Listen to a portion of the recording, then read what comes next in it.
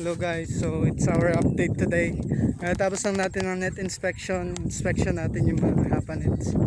And today, 4:57. So pagkadating natin sa office, we can go home. You can see here may mga donkeys guys, parang gusto niya akong lapitan. Napupugian siguro sa akin guys. Donkey yung madalas na nakikita dito, sila yung parang mode of transportation. Yan yung panilo, car. So napakasimple na pamumuhay. Ang kambing yang tawag dyan.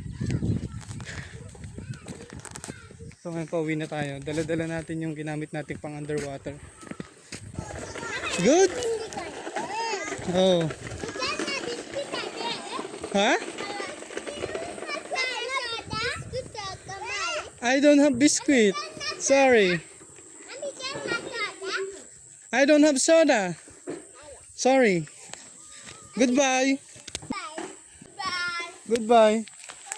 Yung mga kabayo. Ay, hindi pala baka sila.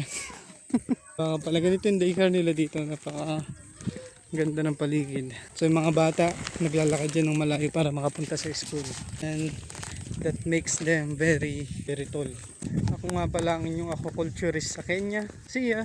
God bless you. Bye.